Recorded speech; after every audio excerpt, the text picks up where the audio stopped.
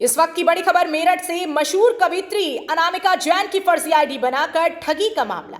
कवियत्री की फर्जी आईडी बनाकर लोगों से की अश्लीलता, फर्जी आईडी बनाकर फेमस होने का लगा चस्का। अनामिका जैन की फर्जी आईडी बनाकर परिवार वालों से की बदसलूकी। थाने में शिकायत करने के बाद थाना पुलिस हो गई थी सक्रिय। राष्ट्रीय स्तर की मशहूर कवियत्री के फैंस ने की अश्लील बातें। खरखौदा थाने से किया गया आरोपियों को गिरफ्तार। रेलवे रोड थाने में की गई प्रेस वार्ता। जनपद मेरठ से सचनामा इंडिया प्लस न्यूज के लिए संवाददाता दीपक वर्मा की रिपोर्ट। देखिए, सबसे पहले तो मैं उत्तर प्रदेश पुलिस का बहुत बहुत धन्यवाद करती हूँ।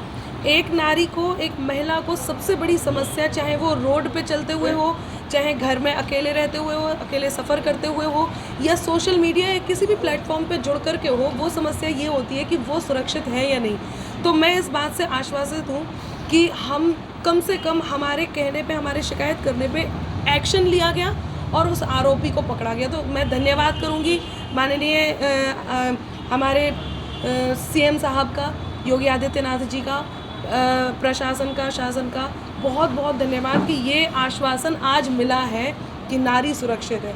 और सबसे बड़ी बात जो उसने किया, मेरे ख्याल से लगभग 2 साल से इस तरह की चीज़ें थी। हम जैसे लोग जिन्हें लगता है कि भाई चलो हम सोशल मीडिया पे सेलिब्रिटीज़ हैं तो हम लोग उसको इग्नोर कर देते हैं, लेकिन वो लोग जो सक्षम नहीं है या जिन्हें, जो अभी नई नई लड़कियां मंच पे आई हैं या जो अपना धीरे धीरे करियर बनाने की कगार पे हैं, वो यदि इस बात से, वो तो डर ही जाएंगी। हाँ बिल्कुल, मैं बताती हूँ। सबसे पहले तो इन्होंने मेरे नाम से फेक आईडीज़ बनाई, केवल एक नहीं कई सारी बनाई हुई हैं। तो एक आईडी इतनी ज़्यादा सक्रिय थी कि उसने आसपास की महिलाओं को, जो मेरे टच में है या नहीं है, जो उसने देखा कि कहाँ कहाँ मेरा वर्चस्व है, जैसे कवि सम्मेलन के मंच हुए या जैन समाज हुआ या जो आसपास और जो मेरी फैमिली हुई, तो उनको मैसेज भेजे। उन लोगों ने मेरे से शिकायत करी कि अनामिका जी, आपने इस तरह की बात मेरे से की है क्या? मैंने कहा नहीं, ये मेरी आईडी नहीं है, ऐसी बनती रहती है। इग्नोर किया 2 बार, 3 बार, 4 बार। जब मेरी फैमिली में मेरी भाभी को, मेरी सगी ननद को, सगी भाभी को, मेरी मामी सास को और मेरे परिवार की तमाम महिलाओं को अश्लील मैसेज जाने लग गए और उन्हें तो यही लग रहा था कि अनामिका कर रही है, तो उन्होंने जब मिली और मेरे से बात की और उन्होंने दिखाए, स्क्रीनशॉट भेजे, तब जाके मुझे लगा कि ये तो बहुत ज़्यादा, और अश्लीलता भी पराकाष्ठा थी उसकी। तो मुझे लगा कि अब मुझे शिकायत करनी चाहिए।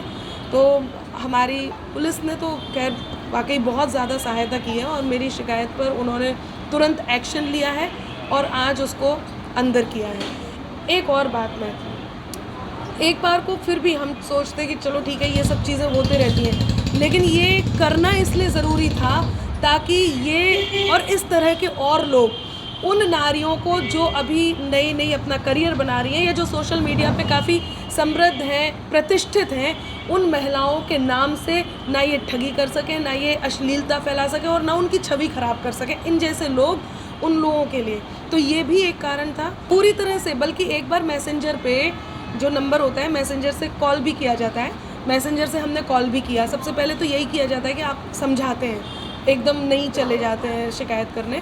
उसको यही किया, मेरे हस्बैंड ने उनको कॉल किया और कॉल करके पता लगाने की कोशिश की कि ये अनामिका है कौन और कौन इस तरह से इतनी तेज़ी से, अच्छा इतना ज़्यादा किया कि रोज़ मैसेज, अभी परसों तक भी मैसेज आए। पता चलने के बाद कि एफआईआर कर दी गई है, उसके बाद भी उसको ऐसे लगा कि ये सारी चीज़ें तो होती रहती हैं, कोई पकड़ने वाला है नहीं, हो सकता है कोई ना पकड़े। परसों तक भी मैसेज आए। तो जब ये मैसेज आने शुरू हुए तो हम लोगों ने उसको कॉल किया मैसेंजर के थ्रू। वहाँ से लड़की की आवाज़ में कॉल आया, उसको समझाया, उससे कहा कि आपको ऐसे नहीं करना चाहिए और ये गलत बात है। तो उसने ये दावे से कहा, आपको जो करना है आप करो, मैं ऐसा ही करूँगा और हमने ये ठाना है कि हमें अनामिका अंबर की छवि खराब करनी है। ये उसके वर्ड्स थे। तो अब ऐसी बात कोई कहेगा तो फिर तो हमें लगता ही है ना कि हमें फिर उसे बताना चाहिए कि आप इतने हम मतलब इतने भी समृद्ध आप नहीं है कि आप कुछ भी कर सकते हैं, कोई मनमानी कर सकते हैं। इस देश में इस प्रदेश में नारी सुरक्षित है और उसकी गारंटी आज आपके सामने बैठी हुई है। प्रोफाइल बना करके जिसपे चित्र भी अनामिका का था और नाम भी अनामिका का था, अपडेट भी रेगुलर कर रहा था। जो फोटोज़ या जो सूचनाएं अनामिका अपने पोर्टल से डालती थी वो उसके पोर्टल से उठा करके वो ऐसे डाल रहा था जैसे सक्रिय प्रोफाइल इन्हीं का है, और उसको लगातार ये शो किया जा रहा था कि ये अनामिका का है।